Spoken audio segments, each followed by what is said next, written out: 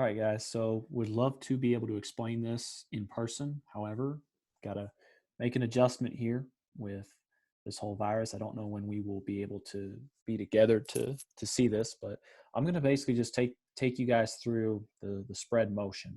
I know Coach asked about finding a motion offense that doesn't have any ball screens, and this was a concept that I found that I think will fit our guys a lot in terms of it's not too complicated and it's not predicated on having a high caliber player. I know the Lakers do some stuff out of a 1-4 UCLA high, but that's the Lakers, and they have NBA players that just know the spacing and the timing. The offense we're going to be taking a look at today is called the spread. It comes from Brad Underwood, and he's at Illinois right now, but he ran, I think some of his best stuff was at Stephen F. Austin. As he's moved to Illinois, he's kind of gotten in the hang of setting a lot of ball screens. And the concept that he had at Stephen F was set as few as ball screens as possible. So going to take you through their basic set that I think we should incorporate with our guys this coming season in terms of a motion offense that doesn't have any ball screens. So without further ado, we'll start here with Hampton and Illinois. So here's the basic set. As you're looking on the court, you're going to see these 5 spots are always going to be occupied. Okay, you're going to have your 2 on the wing. You'll have your 1 bring it up. Your 4 will trail in this other slot position. You'll have your 3-man right here, and your 5 is going to be at the nail right here in the middle of the court. Okay, so here's your offense right here in a nutshell, how you want to set it up every play. Now, I'm going to get these numbers off and go through the start of the spread offense, which is always going to start. If they hit the wing, which is 9 times out of 10, that's what you're going to do in the spread offense. You're going to hit the wing. As the ball's caught on the wing, the guy in the opposite slot is going to get a back screen from the 5-man. And the key is you're going to want to watch X5 on defense, because if you catch the ball on the wing and you see that the 5-man's eyes are locked on you, it's a dead giveaway that this back screen is going to be open, assuming that this guy here gets clipped, which is exactly what happens. Here they are again. This is Stephen F. as they run the same thing. Now, you can get into the spread in different ways. You can do a handoff, and the guards on the other side, they interchange. You can do some other stuff just to kind of get the defense moving. You can turn it over a couple times by just swinging the ball. But again, they swing it to the wing. As that ball is swung, look at the 5-man's eyes here for Sam Houston. He is all locked on number 0 for Stephen F. Austin, and they see that right away, and they take advantage of it. So every play is going to start with that back screen there from X5 for the guy opposite the ball in that slot. Another option that you have out of this, just a quick look to start out of this first initial action, is you hit the wing. In this guard, depending on who it is, can post up. So if you have a guy like Trent coming off that back screen, you can just go ahead and post them up, and it just turns into an isolation post up off that back screen. Now, let's watch it a little bit through here now to where you kind of get an idea of how it goes through if you don't get that lob. So if you don't get the lob, you see right there, there's that back screen. They don't get the lob. As this back screen is set, he's going to cut, and if he doesn't get it, he's going to fill out to this corner, okay? Number 3 on the wing, on the opposite wing, is going to cut to this block right here on the ball side block. And the reason for it is it's going to draw and sort of suck the defense in to towards the basket. So these 2 guys are cutting, and you see them occupy that defense there. This is what's called the pinch, because let's say you don't have it. When 3 cuts to that block there, this guy here, when he cuts to this block, it's another opportunity again to kind of post up if it's there. Here, not really looking for it. They're going to swing this ball back, and the 5 is going to gain positioning right away by setting up at the elbow for this guy here to hit.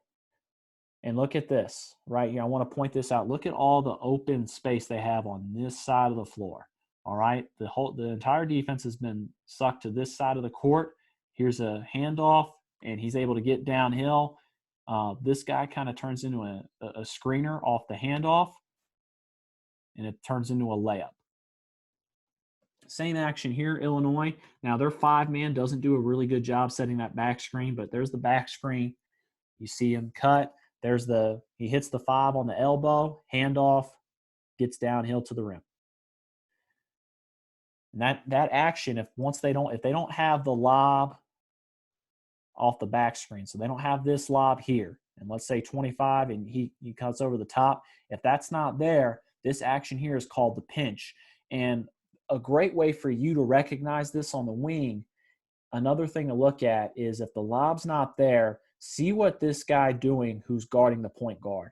If he's kind of face guarding or he's jumping that passing lane or whatever it may be, you can throw this direct pass here to the 5, and he's beat right now because then it's going to make the 5-man have to guard somebody. He hands the ball off, and now you've got your point guard coming downhill against your 5-man. He's able to turn the corner and lay it up and in for a layup.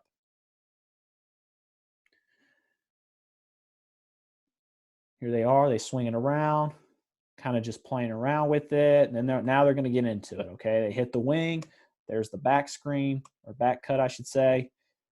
Number 3 here cuts to that block. They're going to hit him again. As 3 cuts to the block, as a 5-man, what we've got to be able to do is Brandon or Anadi or whoever's got to be able to step in and knock this little pull up down. And you can even have him at this point, he can step out to the 3-point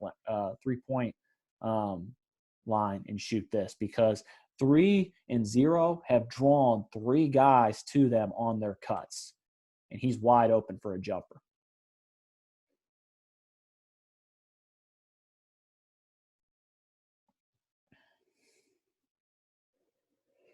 Same action here.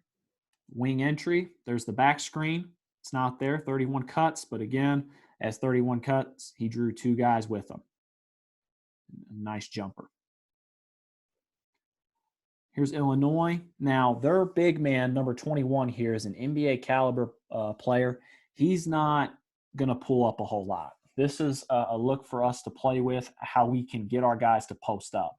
So Illinois is going to turn this ball over a couple times and they're going to hit that wing. There's the back screen. Right now, if he wanted it, it's there because the 5-man here, his eyes are locked on the wing. He's got that right there if he wanted it. 5 ends up going with him. All right. They're going to swing this ball back. Hits there on the pinch action where they hit the 5-man on that elbow. Handoff. And they're going to post them up. And see how these guys are spaced? It's 4 round 1. They space it to them, or they give it to him. These other 3 guards are spaced. He's going to try to go to work, and he does just that. You got to be able to pass out of the post, I think, as well, with our guys at least. We don't have an NBA caliber big like Illinois does here to where we can be able to throw it. But one thing that our guys can do when he comes off this dribble handoff, he's come off that handoff. These guards are going to kind of do some false motion, like he's going to set a down screen or whatever, just to kind of draw the attention of these 3 guards so that he has this whole side to work with and doesn't have to worry about help side coming over. Now, little wrinkle, again, every play starts with that back screen, and there's 0. You probably think 0 is going to cut to the block. What he's actually going to do is he's going to set a screen on X5 here for the lob. I'll rewind that again just so you see. As every other play it starts out with, the defense will fall asleep on this play, and you may be able to catch them on it a time or 2 just because they fall asleep because they're used to the same motion action with this guard cutting out to the corner, 0 cutting to the block. 0 goes and sets that back screen for the on the 5-man, and it frees up that lob. Here's a quick hitter you can do, or another look you can get out of this. So as that back screen, if you're going to have that guard, another wrinkle that you can add to it is, let's say, just like we saw on the previous clip, this guard's going to come in and set that screen.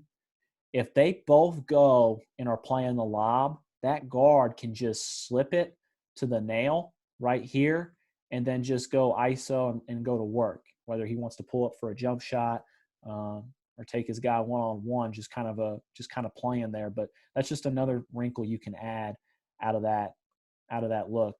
And again, there's that action where these two guards cut, and because they cut, of how hard they cut, he's drawn two guys on his cut.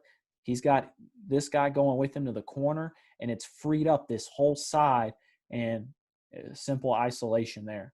And his drive sucks the whole defense in. There's 5 guys with a foot inside the paint right now. And there's all these guys here on the perimeter. You have 1, 2. He goes on a back cut, and this guy here. And so those guys wrap for a step in, knockdown 3.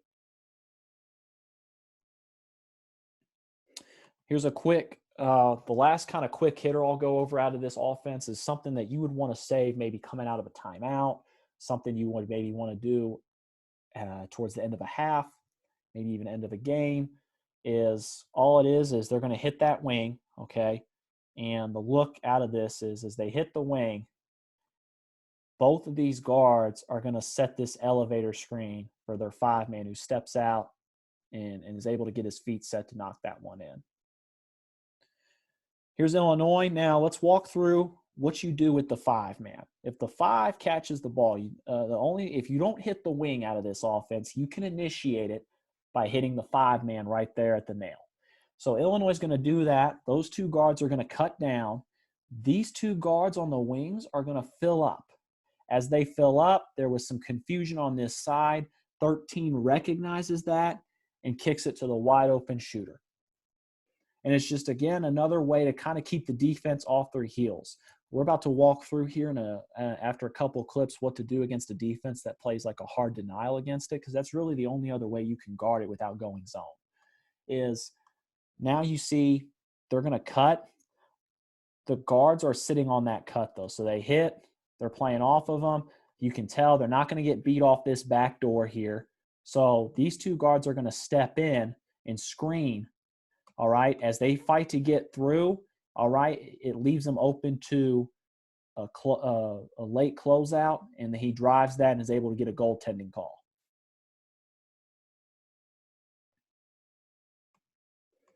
Here they are swinging it. They hit him in the middle. They're 5-man at the nail there. And these guards are going to X off one another as they fill back up, and they're right back into their motion offense. And that's just a look out of it to give you guys an idea of just how easy, even if they hit the 5-man, we can circle back into this motion offense. They hit the wing. As that happens, you know what's coming, the back screen here, and they have it for the layup. We just got to make sure, I think, with this offense that we're spacing the guys and they got to be in the right areas. And here's another look you can do. If you hit the 5, is these 2 guards can X off of them as well, which is what happens there. And that's all dictated by the passer. So they hit there. They come in. There's the fade screen. He's going to drive. That guy wraps. 4 attacks, a late closeout. Shot fake, pull up, got it. Here they are running it. They turn the ball over a couple times, hit the 5. The fade's not there, so they just pop straight back, and boom, they're right back into their motion offense just like that. There's 3, goes to cut to the block. Doesn't like that first option. I'll rewind that back because this is another thing you can do. Let's say you don't like the look. You see right now they're switching. Right now, the guy who was supposed to be guarding 3 just stepped over to help. And if you see that, you don't have to hand off the first action because he's going to wrap and go to this wing here, and he's going to space to this corner down and kind of just go on this either he'll call slide here for our offense. He would be able to call slide if he wants to cut to this corner. He doesn't turn the corner, though. He catches it, and they're going to swing. And because this guy here left his man, it leaves 3 open in the corner. See how this guy leaves his man. So he takes him. So this guy's scrambling now, and they swing it, shot fake on the late closeout, and they get him.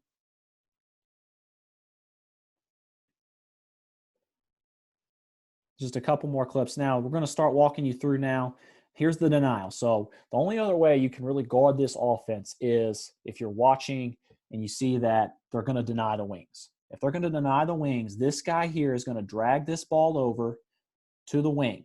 25 here is going to put his head underneath the rim. The offense is still going to start like it normally would. There's the back screen from the 5-man. This opposite wing is going to cut to the ball side block. 25, the guy we just saw here, he's going to put his head under the rim. 5's going to set this pin down. They have to get through this pin down. If they switch this pin down, or this down screen, I should say, and they hit the wing, this 5-man's just going to post the guard. So it's imperative that these guys here set a good screen, because you can't switch it, because then you're going to have a 5. Your 5-man's going to be closing out to a guard, and your guard's going to be guarding the 5-man. So they have to get through that. And this leads to a late closeout, and he's going to be able to have enough time to step in and knock that shot in. Similar action, Sam Houston's going to deny that wing. You see that right out of the start. They deny the wing. He's going to drag this ball over. All right, there's the back screen. 4 is going to cut to that block, and then he's going to go set this pin down. He comes off of it and kind of curls it a little bit. It's not there. And he's just going to drag this ball over, and they're right back into their motion offense again. There's the back screen. They're able to hit the wing this time. They hit the pinch, the 5-man at the elbow there for the handoff jumper. See how they're just playing out of it? If you're going to deny it, you're not going to be able to do it the whole 30 seconds almost. It's very hard to do just because of how much cutting, how much backdooring goes into it, because the second you turn your head, they're making a basket cut of some sort, or they're getting an away screen from the ball. So it really forces the defense to take some pressure off the ball and lay in help side defense, because of just how much stuff's going on away from the ball. Here's the wing entry. There's the back screen. They swing it to the elbow. They swing it around. Everybody wraps, and they're right back into it, and they reverse it again. They turn it over to another side, and they add that little wrinkle in there where he comes off the back screen. This guard's going to come in and screen the 5-man, because, again, he sees that this guy is playing so far help, he's not even guarding him. And he gets beat on that lob there. And that's the spread motion, guys.